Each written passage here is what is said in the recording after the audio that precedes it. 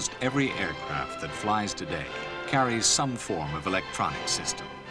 Two classes of aircraft, those for reconnaissance and those for electronic warfare, exist to carry nothing else. The world's first military aircraft was a reconnaissance machine, a balloon, which helped the French army to win the Battle of Fleurus in 1794. Since then, the world of reconnaissance and electronic warfare has grown to embrace aircraft of fascinating diversity. Here we look at those that are flying today, from the mighty AWACS, which can track possible intruders more than 200 miles away, to the Mach 3 Blackbird, taking photographs at over 90,000 feet. Perhaps the cheapest manned reconnaissance or electronic warfare aircraft today is the Pilatus Britain-Norman Defender, though it is quite a large machine with a span of 49 feet. There are several versions, but this is the AEW, or Airborne Early Warning Defender, whose swollen nose houses a Thorn EMI Skymaster radar. This computer-controlled multi-mode radar can look down and see targets even if they are extremely small and flying at a very low level against a background of clutter, the name for unwanted reflections from the Earth's land or sea surface. The operator can select different radar modes for either the AEW or maritime reconnaissance mission. The basic Defender, powered by 320 horsepower Allison turboprops, is agile, can operate from very short unsurfaced airstrips, and hardly costs any more than the radar. The result is the first completely affordable airborne surveillance platform for almost any kind of mission. In the MR role, it can detect and record imagery from ships and from fast patrol boats, and even from the periscopes of submarines. In this role, the operator uses a non-coherent frequency agile mode, optimizing the radar to the detection of small objects out to the radar horizon, even in severe sea states. Highly reliable, the aircraft can lift the radar by day or night to a height of over 10,000 feet. In the air defense role, this increases warning time from 4 to at least 14 minutes. If the Defender carries the radar 100 miles towards the enemy, the warning time is further increased to 25 to 30 minutes. User-friendly in that it is largely automated and simple to switch from one mode to another, the Skymaster radar can guarantee defending anti-aircraft forces adequate warning and information on the direction from which an attack is coming. The Defender's own radar signature is small, and it's protected by its own agility.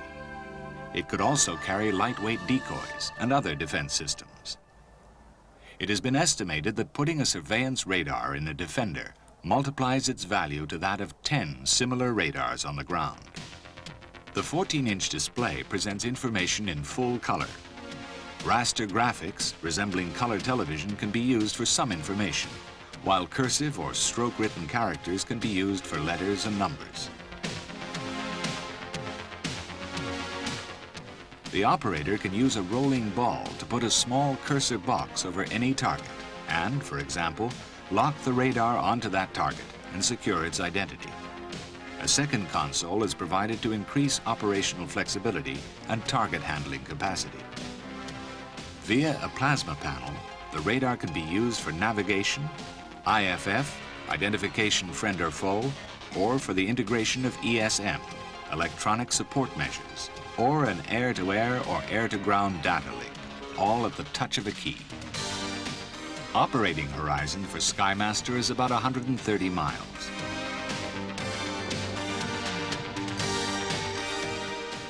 At the patrol area, the operator selects the appropriate mode, such as look down with frequency agility to defeat hostile countermeasures such as jamming. The radar can be made automatically to adapt to tracking any of several targets.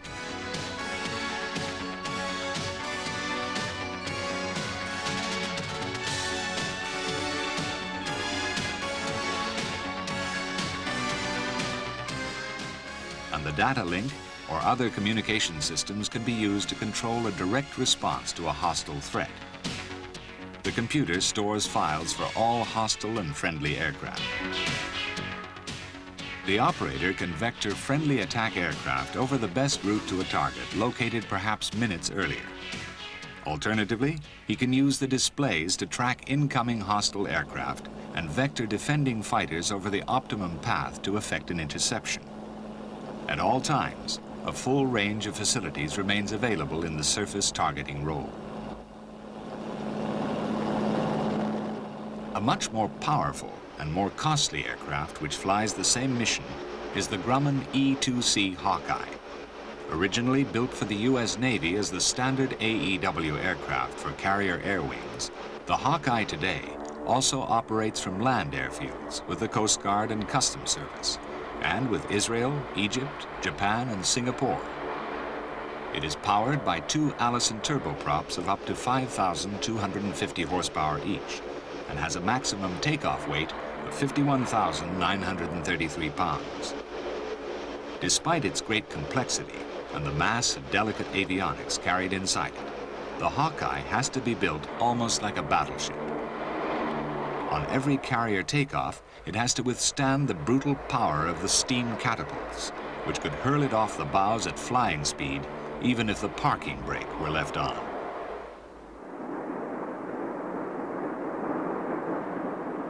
Hawkeyes can remain on station at about 30,000 feet for up to 4 hours, warning of intruders and directing friendly fighters.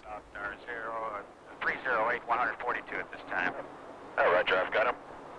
Control 730. The advanced radar processing system has over-land as well as over-water capability. It can detect targets as small as a cruise missile at ranges around 160 miles and cover over 3 million cubic miles of sky from sea level to 100,000 feet. The system can automatically and simultaneously track more than 2,000 targets and control more than 40 airborne intercepts.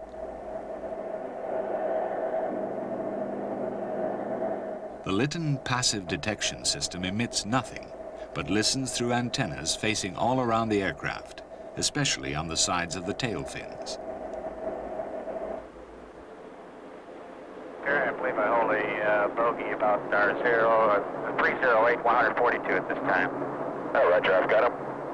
Control 730, I've got a contact now on your 293 at 192. Every friendly fighter launched is sure to find its target if there is a Hawkeye in the sky.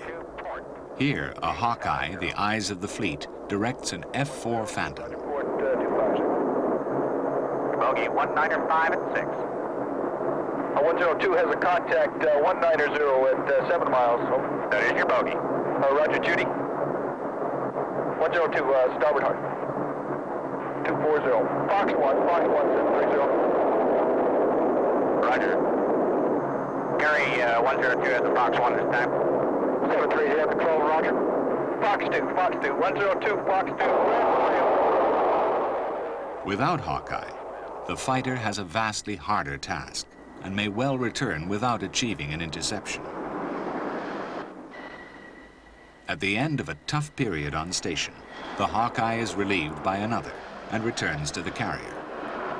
Once more, it endures the brutal slam onto the deck and the violent pull of the arrestor cable. Then, as quickly as possible, because it's all bustle on the flight deck, the big electronic station folds itself back into a ship-compatible package.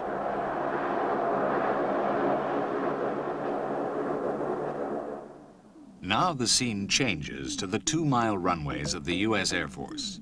Here, a big Boeing jet leaves black smoke as it takes off on a looking glass mission. These missions, vital to the deterrent capability of the United States, aim to put into the sky a complete duplicate or mirror image of the command and control system that governs the massive bomber and missile forces of the USAF Strategic Air Command.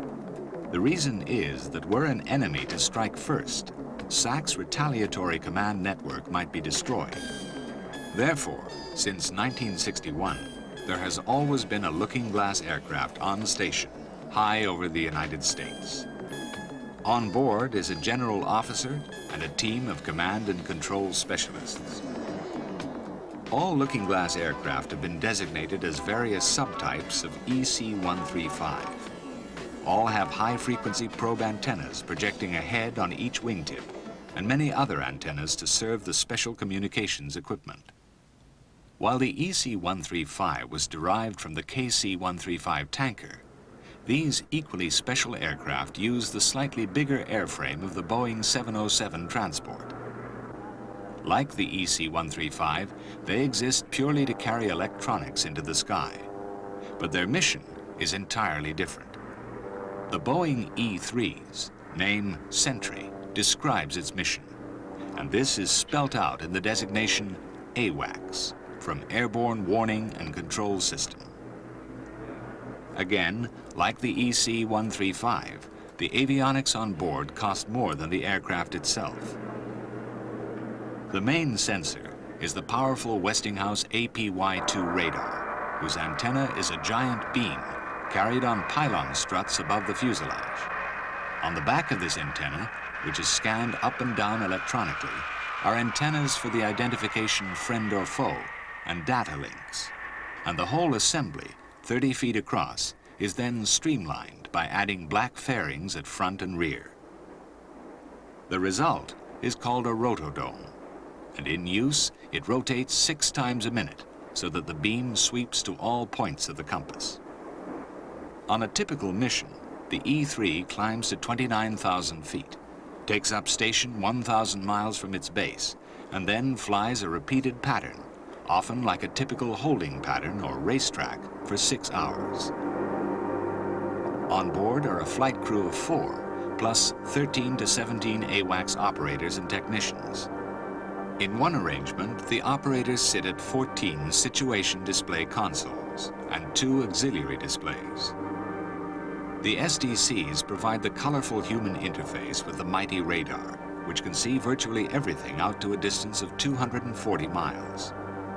The operators can control the radar for surveillance over the sea or over the land, or to furnish extra range at the cost of not giving elevation data, as would be needed for aerial targets, or to look far beyond the horizon without elevation data, or even to track hostile electronic signals in a passive mode, in which the APY-2 radar receives but does not transmit. Its time on station can be extended to 20 hours or more by using flight refueling. One of the most important duties of the Sentry is command and control, especially of friendly air forces. Like the smaller Hawkeye, it is a powerful force multiplier. The original E-3A became operational at Tinker Air Force Base in Oklahoma in January 1979. These 707-size aircraft were once thought enormous, but since 1969, they have been dwarfed by the Boeing 747 jumbo jet. In that year, the U.S. Air Force began discussing how this monster could form the basis for the aircraft seen here, the E-4B, Advanced Airborne Command Post. Until the B-2, probably the most expensive aircraft ever bought by an Air Force, the E-4B uses the airframe of the 747-200 with General Electric CF6 engines, each of 52,400 pounds thrust.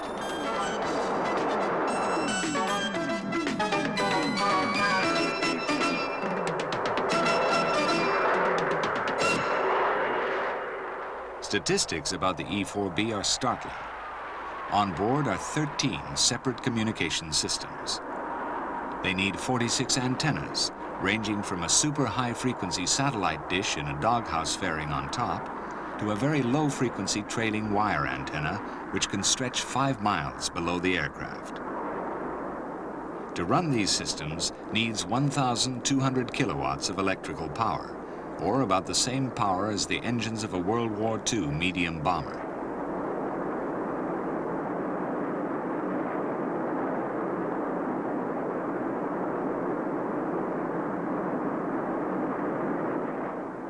A 12-hour mission is routine, but using in-flight refueling with a high-speed boom thrust into a nose receptacle, the mission can be extended to 72 hours.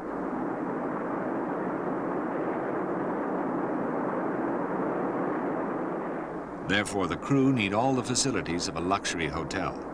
And this is made more difficult because there can be 94 men on board, on 3 decks.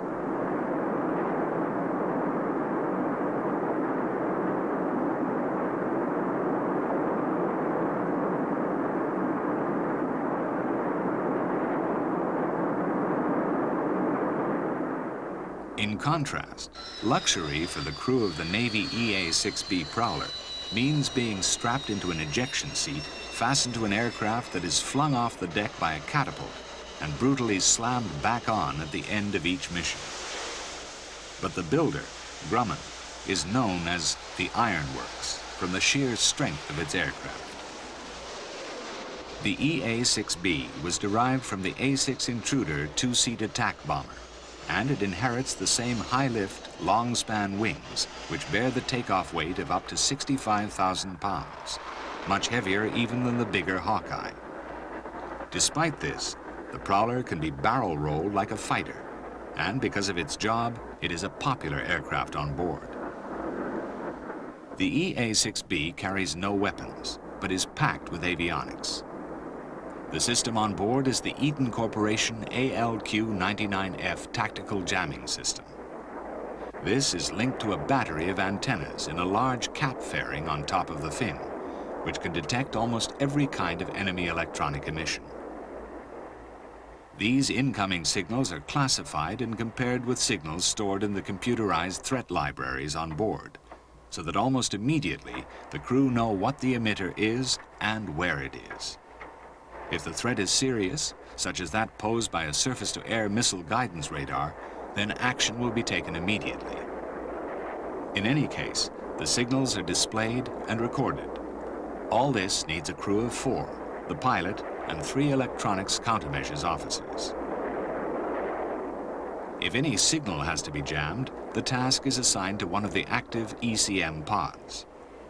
These are hung on up to 5 external pylons. Each pod is powered by an electric generator driven by a small windmill in the nose. The jammers in each pod cover 7 frequency bands, and as there are 2 transmitters in each pod, one facing to the front and the other to the rear, there are 10 transmitters that can all be used at once. With 5 jammer pods, the Prowler can fly 1,000 miles, but it can at any time swap jammer pods for drop tanks of 400 US gallons capacity. Over many years, the EA-6B has been progressively upgraded, and at all times the Navy believes it is kept abreast of hostile threats in its primary mission of protecting Navy combat aircraft. The Prowler is probably the most expensive production aircraft of its size in the world, only rivaled by this gray-painted bird, its exact counterpart in the US Air Force. This is also a product of Grumman, carrying a version of the ALQ-99 tactical jammer system. There, the likeness stops, because the 41 Grumman EF-111A Ravens were produced by completely rebuilding aircraft originally delivered as General Dynamics F-111A bombers. Thus, the Raven is a slick, supersonic aircraft with afterburning engines and pivoted swing wings. Like the Prowler, the Raven groups its passive receiver antennas in the same large cap on the top of the fin. But unlike the Navy's aircraft, the Raven has the ALQ-99E jamming system. Instead of being fitted in up to 5 external pods, the active jamming equipment is installed internally, and the emitting antennas are mainly in a ventral radome, called a canoe radome because of its shape. The 99E is highly automated, so that instead of needing 3 electronic warfare officers, the Air Force aircraft needs only 1. No other aircraft is known with quite the same computerized ability to listen and search for hostile emissions, compare them with a comprehensive threat library, and take appropriate action. If a signal is in the threat library, it will be jammed in a minute fraction of a second.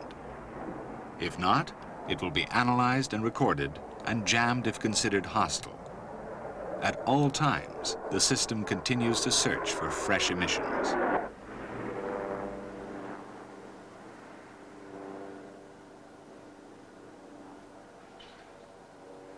Though it was originally a bomber, the Raven carries no weapons.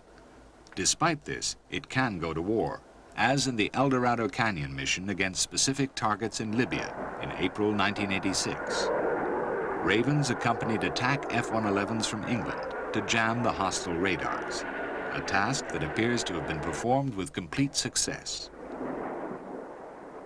It is again a reflection on the importance of avionics that these unarmed F-111s cost far more than those that carry bombs.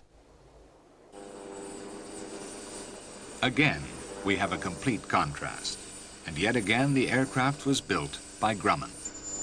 The OV-1 Mohawk was designed in the mid-1950s to provide a reconnaissance platform able to survive in close proximity to land battles and furnish information quickly for U.S. Army field commanders.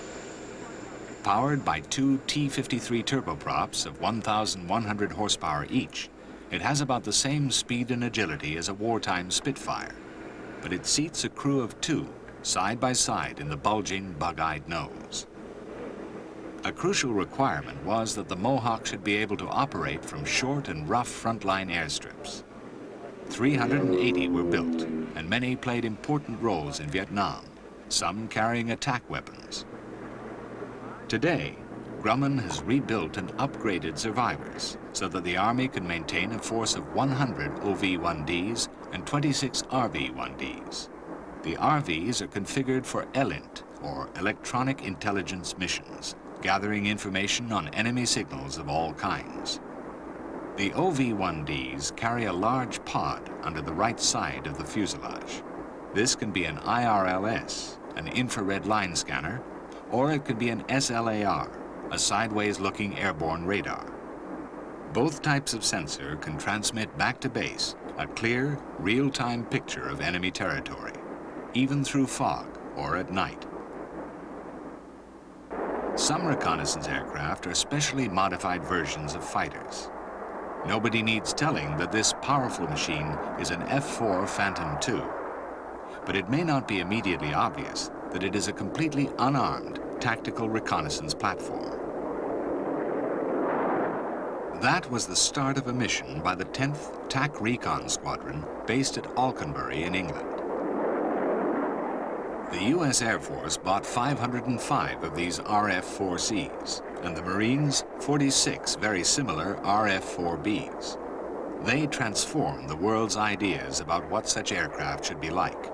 With their Mach 2 performance and fit of sensors and other avionics, they are excellent even by today's standards. But RF-4Cs also served in Vietnam. One picture they took was of an SA-2 guideline missile site.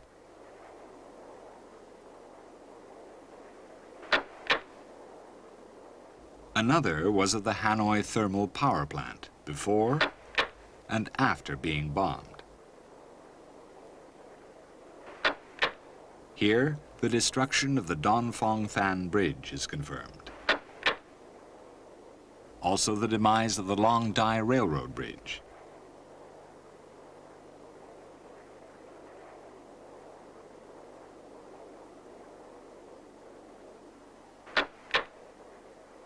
And this was taken just 150 feet above a very active 57mm anti-aircraft gun. Well might the slogan of the RFs in Vietnam have been alone, unarmed, and unafraid. Even today, the RF-4Cs, first delivered in 1964, are among the very best in the business.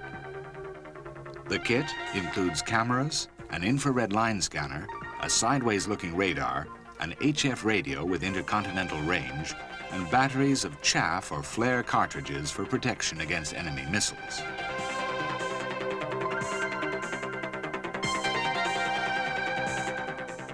They can roar overhead at extremely low level, get their imagery by any of 4 methods, and transmit some of it during the mission by data link.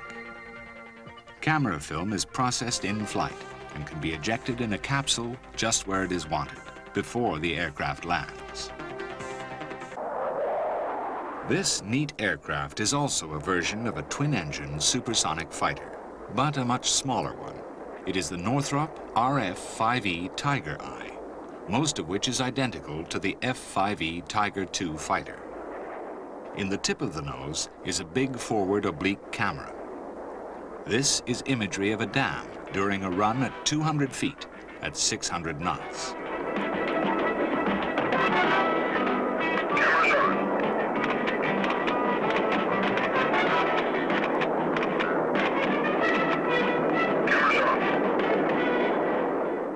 Just to the rear of the oblique is a large bay which can accommodate several kinds of pallet, loaded with cameras, infrared line scan, forward-looking infrared, or two kinds of sideways-looking radar.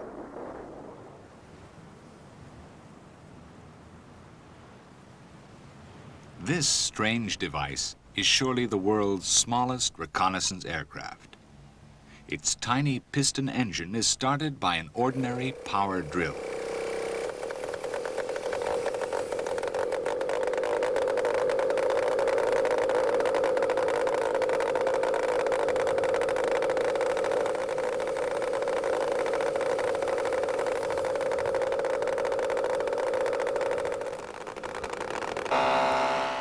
Then, after pulling off the tethers, the coaxial rotors start to revolve and reveal an RPH, a remotely piloted helicopter named Sprite. The whole thing weighs just 79 pounds and can be lifted by one man.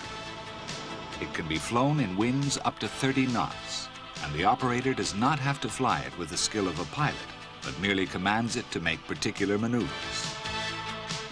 The makers, ML Aviation of Britain, chose to carry one sensor, a TV camera. This sends back a digitized signal, which enables the scene to be studied on the ground and also recorded on tape for subsequent detailed examination. Operating over the front line, Sprite can give a field commander an eye in the sky, from which he receives instant information. Such a machine might be thought very vulnerable. In fact, from little over a quarter of a mile, it is almost impossible to detect. Among its advantages are very low cost, reusability, and capacity to carry various loads. One is a laser designator to mark targets for strike by laser-guided rockets or shells. A useful group of electronic warfare devices such as chaff dispensers or jammers can also be carried. Sprite could operate from a very small ship's deck, and in addition to naval roles, it could undertake drug enforcement surveillance, customs and excise or fishery protection patrols, or act as a communications relay station. Tests have been made with stabilized infrared or TV cameras with zoom lenses, aimed by remote control through a conical field of 110 degrees. The nearly spherical body is only 26 inches in diameter and packed with equipment. The airborne sensor can be black and white, color, low light, or an infrared thermal imager.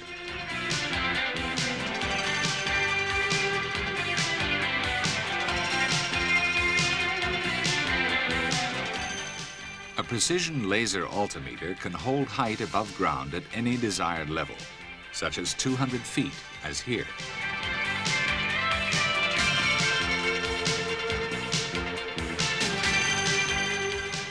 And Sprite can hover only inches above its target if necessary. For example, to examine an unexploded bomb or a suspected terrorist booby trap. Other applications could include use as a radio relay to increase the range of ground-to-ground communications.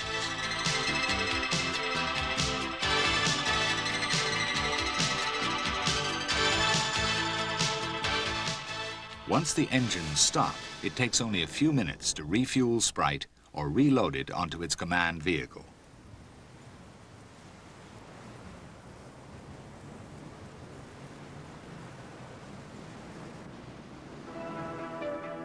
At first glance, this might be mistaken for Sprite because it is another coaxial remotely piloted helicopter. The Canadair CL-227 Sentinel weighs 386 pounds and is powered by a small gas turbine engine. This gives it a speed of 70 miles per hour and it can lift a comprehensive package of sensors to a height of 10,000 feet. In side view, we can see the oppositely rotating rotors amidships.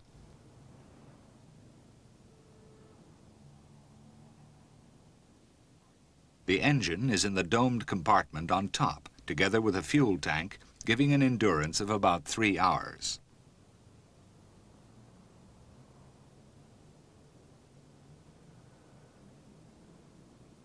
The pitch of the rotor blades can be controlled to make the Sentinel rise or fall. Inside the bulging lower compartment are the sensors. These can be a camera, a TV, a low-light TV, an infrared imager, and/or a laser designator, or an electronic warfare package.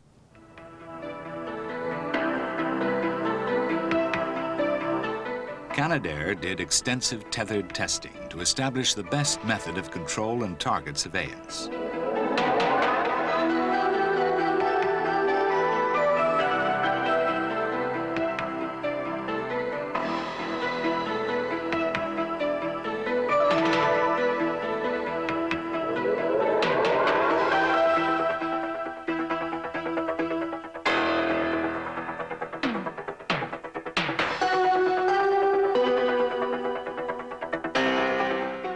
Then a Sentinel was restrained by a single vertical cable, which could be useful for recovery to a small ship in stormy weather.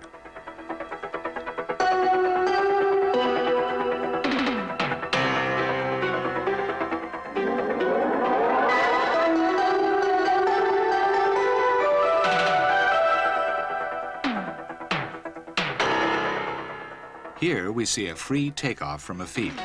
The remote control is precise, even though Sentinel can be operated at 10,000 feet at a distance of 30 miles. It is reckoned that a Sentinel engaged in a wartime surveillance mission would be neither seen nor heard by an enemy. These pictures, taken in snowy weather, are typical low-altitude images of a kind impossible with a fast manned jet. The day is surely coming when high-quality imagery will be sent back by free-flying aircraft no bigger than some birds.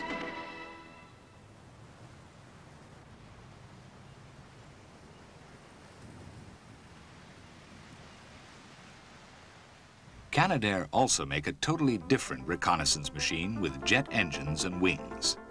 Here is the CL-289, called the USD-502 by the NATO armies which use it.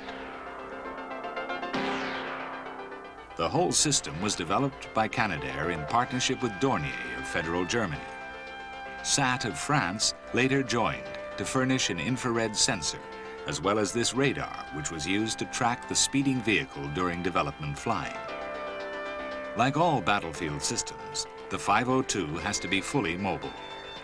The basic vehicle is mounted on a rail launcher. It takes only minutes to attach the wings and control surfaces and check everything.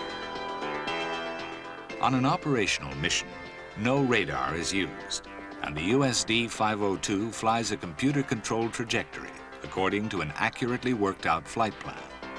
Then the launcher is adjusted to the correct bearing and elevation. The small turbojet of 240 pounds thrust is then started and run up to speed. When all is ready, the firing button is pressed.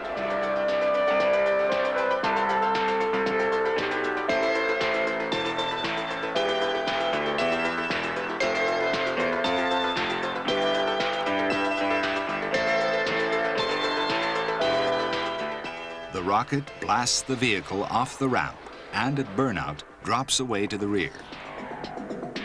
What is left is small, agile, hard to detect, and very fast.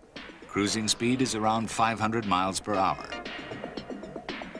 On board are navigation and control subsystems which would do credit to many manned aircraft. They enable the vehicle to follow a flight plan worked out in exact detail, both horizontally and vertically. A typical sensor pack has a 3-lens Zeiss camera and an infrared line scanner, both giving image resolution as good as that from larger and more vulnerable manned aircraft.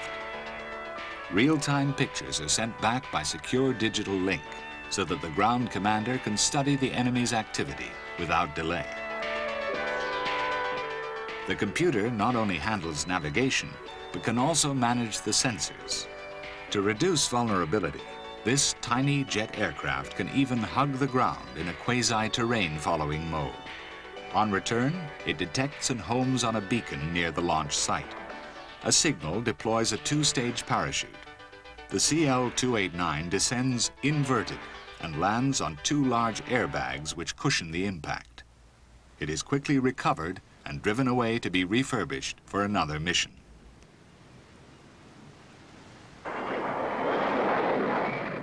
In almost total contrast is the Harrier, used by the RAF for both tactical reconnaissance and attack. Though primitive compared with the GR-5s and GR-7s now coming into service, the early model Harriers are flown by pilots of long experience. Here, a mission is being flown by No. 4 Squadron. The pilot navigates with his moving map and head-up displays.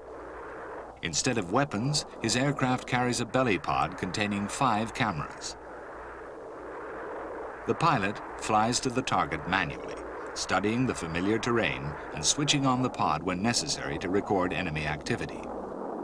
Harrier is the hardest manned aircraft in the sky to spot or shoot down, being tiny, smokeless, an odd shape, and very agile. For 20 years, these aircraft have had the unique capability of requiring no airfield, and thus of surviving day after day in actual warfare, when other aircraft would long since have been wiped out on the ground. They can be based so close to the front line that reaction time is very fast, with a high probability of catching the enemy unprepared. Under the belly are two 30mm cannon, while the wing pylons can carry tanks, rockets, or bombs. Having secured his pictures, the pilot returns to his non-existent airfield. There, he makes a vertical landing. The aircraft rolls forward into a hide among the trees.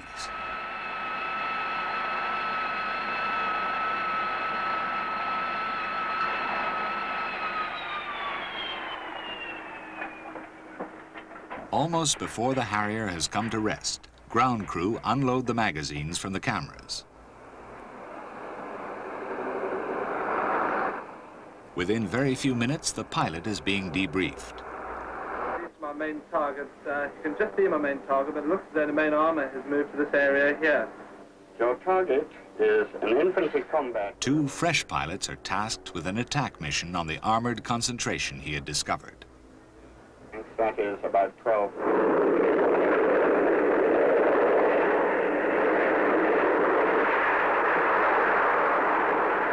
This strike sortie involves 2 aircraft with a full rocket load going out at Mach 0.9 and, nearing the enemy, rolling down almost to ground level to make their attack runs.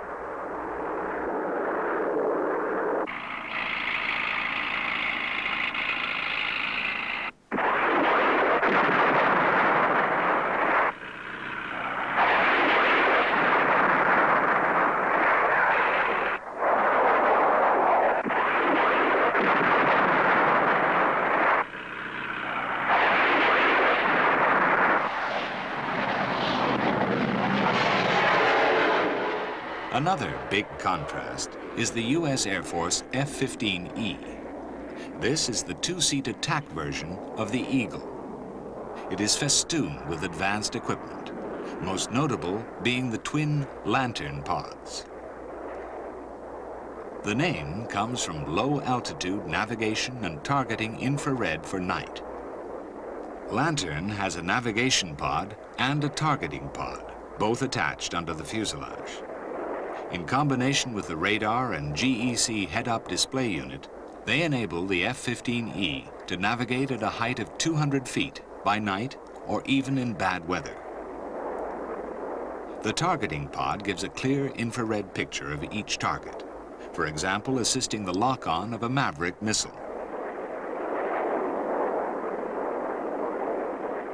The sensors in the navigation pod almost enable the pilot to dispense with any real forward vision. Instead, synthetic imagery is projected on cockpit displays and on the crucial head-up display, enabling the pilot to fly with greater precision than the pilot of a 1950s fighter on a clear, sunny day.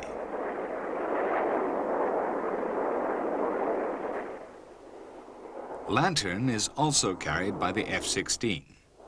And F-16s are also flying with a different and in some ways more advanced system called Pathfinder. More than a dozen companies around the world are producing advanced electronic systems to enable low-flying aircraft to make precision attacks around the clock, no matter what the weather. In most cases, these systems must solve the problem of bad weather landing. It is clear by now that reconnaissance sensors can operate in very different ways. Cameras are at one extreme of the spectrum, using light, while radars are at the other. In between come the infrared devices, and these are increasingly being recognized as of great importance. They emit no telltale signals, as do radars, and because their imagery records not colors, but surface temperatures, they provide far more information. An IRLS infrared line scan can sweep across a landscape by day or night. It defeats traditional camouflage. The resolution or picture quality is getting better all the time. Many companies are doing IR research. Here, a British Aerospace 748 is recording IR images on paper and on videotape. Look at this IR picture recorded as the 748 flew over a tank farm. An interpreter can see the exact fuel level in each tank and can work out many other facts, even the rate at which fuel is being pumped in or out. The aerial line scanner can see far more than the manager of the tank farm on the ground.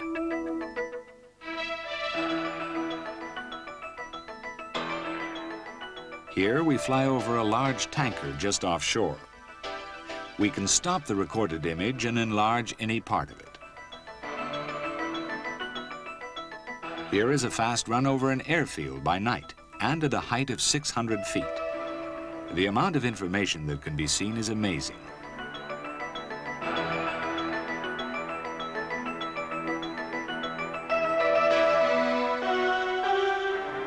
This aircraft with cold, fuel-filled wings shows it has just landed from a high altitude, the place which an aircraft has just left, and a 707 with its left inboard engine running. As a contrast, this is a British housing estate. Detailed inspection would show which rooms were heated, which chimneys warm, places where cars had recently been parked, and cars whose engines were warm. One amazing reconnaissance aircraft that can use infrared sensors along with others is the Lockheed TR-1. This is almost indistinguishable from the U-2R, and both are enlarged, black-painted derivatives of the original U-2, flown in 1955. In the cockpit, the man garbed almost like an astronaut, as many clandestine missions were flown over unfriendly territory all over the world, with 98% of the atmosphere below the U-2's slender wings. Built secretly for the U.S. Central Intelligence Agency, the original U-2 was an unprecedented kind of jet sailplane, designed to fly at extreme altitudes. Gradually, U-2s became more powerful, heavier, and able to carry more varied kinds of reconnaissance sensor. A crisis blew up on the 1st of May, 1960, when a U-2 was shot down over the heart of the Soviet Union. But in the autumn of 1962, a routine overflight of Cuba disclosed the unloading of Soviet jet bombers and long-range missiles. This posed an obvious and unprecedented threat to the United States. Many countries live under much worse threats, but President Kennedy was having none of it and immediately demanded that such weapons be withdrawn. The U.S. Navy was ordered to turn back any ships heading for Cuba with such items on board. World War III seemed likely to start at any moment. At last, on the 28th of October, the Soviet Union backed down and agreed to remove the threat. And on the 5th of December, the last IL-28 bombers were pictured leaving the island. A great crisis had been disclosed and then averted by aerial reconnaissance. The U-2 and TR-1 are extremely difficult to land. A talk-down truck races after the landing aircraft, telling the pilot the exact gap between the front and rear wheels and the runway. Tail's way up in 1 foot. 1 foot. Tail's coming down. 6 inches. 6 inches. Hold it off. When the ailerons become ineffective, the aircraft tips over on one of the electronics-packed wingtips. Every TR-1 pilot wears a pressure suit with a portable environmental control system, like an astronaut. Of course, the ECS is uncoupled once the pilot can connect up to the aircraft systems. Every mission is preceded by hundreds of man-hours of detailed preparation. The sensors can include multispectral cameras, a return beam Vidicon, and a synthetic aperture radar that can bring back imagery of photographic quality. Altogether, the sensors can weigh over 2 tons. The engine is a J-75, once used in an F-105, but with the afterburner removed and completely refurbished. This thrusts the black monster skyward very quickly, the outrigger wheels dropping off the wings as soon as these flex upwards. Few people are allowed to know where the graceful bird is going, but it is assumed that in Europe, the TR-1's mission is to fly just on the NATO side of frontiers with Warsaw Pact nations and bring back detailed imagery of everything going on beyond the frontier out to a range of at least 60 miles and possibly much further. This can be done from about 90,000 feet, from which height the visible horizon is 300 miles away. In February 1982, photographs were published by the U.S. Department of Defense showing the construction of a military barracks near Managua, the capital of Nicaragua. The barracks was Soviet in style.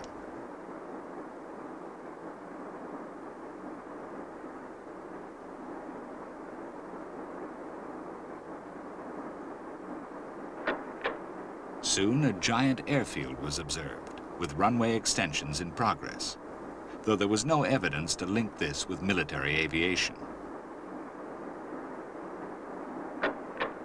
Then Soviet T-55 tanks were seen.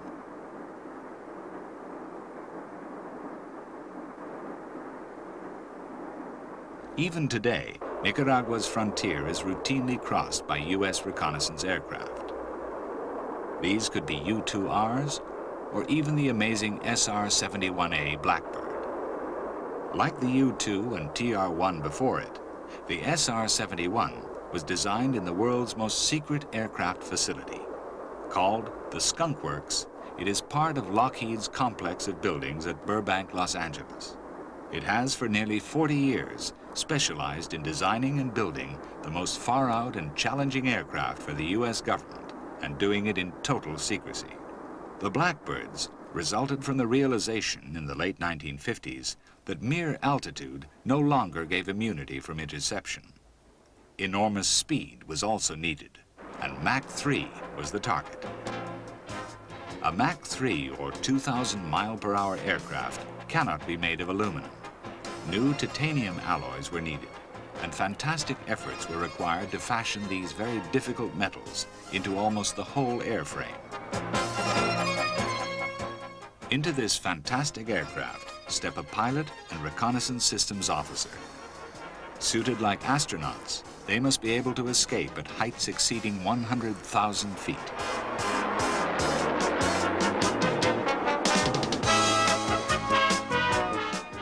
Every single thing was new and had to be invented, produced, and tested. The hydraulic system had to be designed to work at temperatures much hotter than any domestic oven. Even the fuel had to be special, to remain stable at extremely high temperatures and also serve as the cooling fluid for the avionics systems. Called JP-7 and fed by special KC-135Q tankers, it is proof against having lighted matches dropped into it. Not the least of the features of the Blackbird was that it was designed to be difficult to see on radar. It was, to some degree, the first stealth design. And not the least of the extraordinary aspects of this achievement is that it took only 22 months, and all was done in total secrecy. The first Blackbirds were called A-12s. The first flight was made on the 26th of April, 1962, at a remote airstrip in the Nevada desert called Groom Lake. Development was rapid, with up to 18 aircraft in the flight line. 2 were prototypes of the YF-12A long-range interceptor, with a Hughes radar in the nose, flanked on each side by infrared receiver sensors, which are absent from today's U.S. fighters. Underneath was a missile bay, from which could be fired the powerful AIM-47 missile, a giant successor to the AIM-4 Falcon family. The real need, however, was for the SR-71 Strategic Reconnaissance platform. This was made slightly longer and considerably heavier than its predecessors, mainly because of the fuel needed to fly long missions. One SR-71A was converted into this SR-71C trainer, and others were built as dual-control SR-71Bs.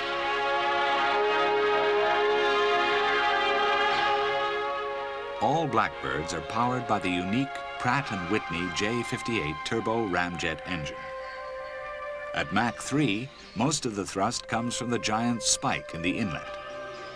Nearly all the rest is contributed by the huge afterburner, which quickly becomes white hot.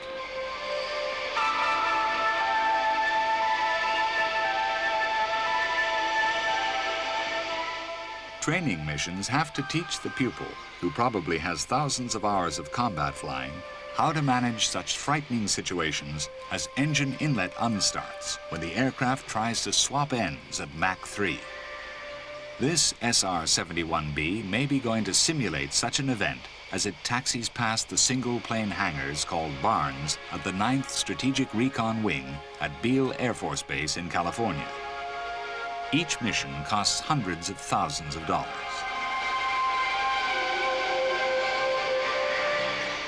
The inward-sloping rudders are fully powered and can work in unison or in opposition. There are no fins.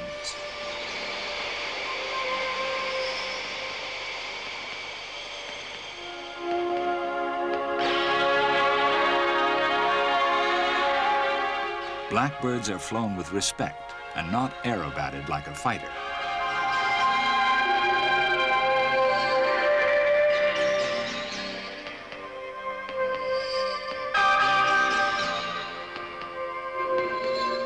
On landing, the 40-ton aircraft is slowed by a giant drag chute. Takeoff weight can exceed 70 tons. Before each mission, the crew eat a high-protein breakfast and again study the mission plan, which has been minutely refined over the past few days.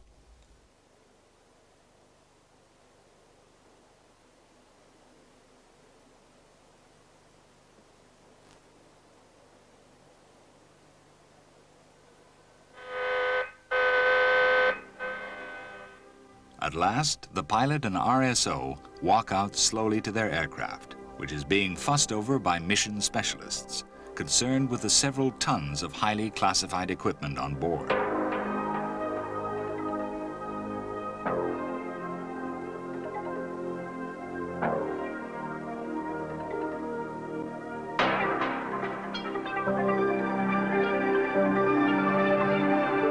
It has been said that the long-focus optical or low-rop cameras can take pictures from 90,000 feet, in which you can almost read a newspaper.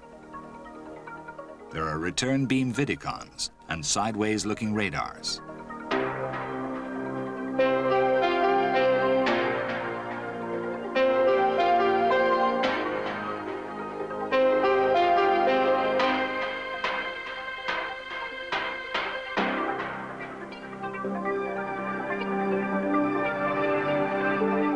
Last tasks and checks are completed on the way to the runway.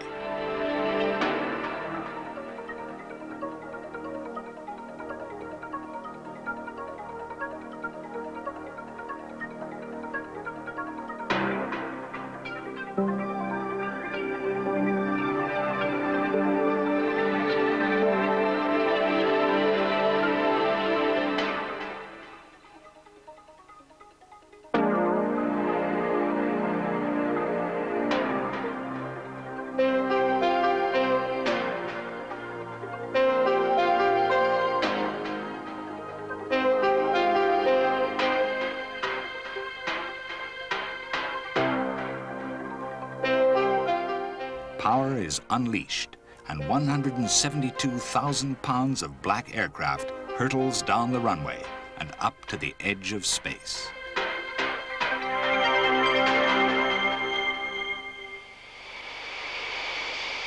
Any day, a Blackbird could, if it wished, beat the current world records for speed and sustained altitude for aircraft taking off under their own power. New York to London was once flown by an SR in 1 hour, 55 minutes.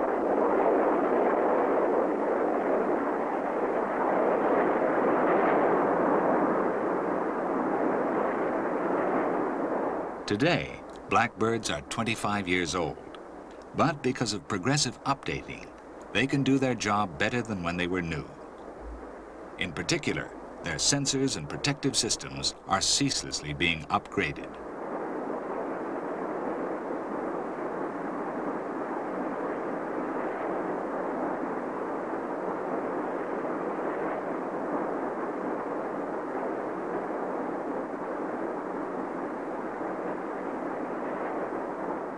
Blackbirds are mostly in storage, and missions are less frequent.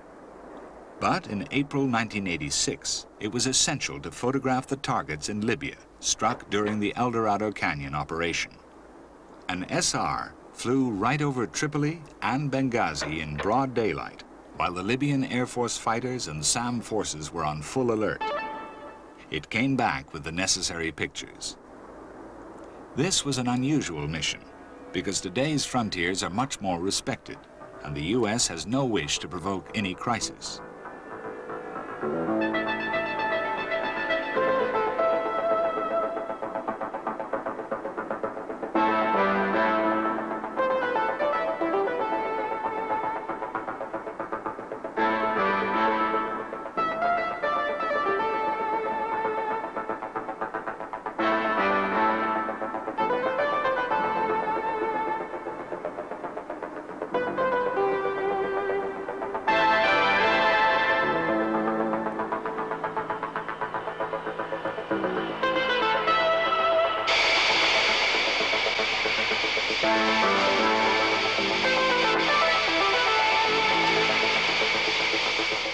Occasionally, SRs leave Mildenhall in England and various other bases, but only to fly along frontiers, not across them.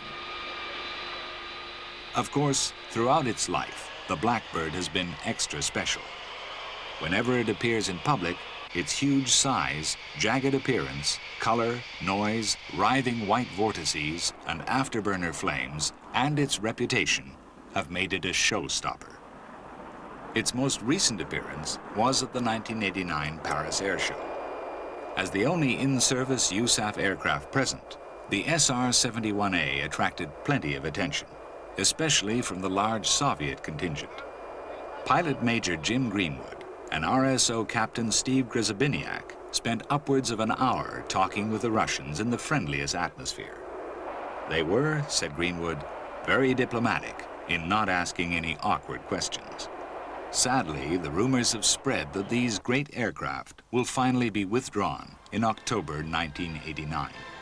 But already, another product of the Skunk Works has taken over some of the SR's duties, although its range is somewhat shorter.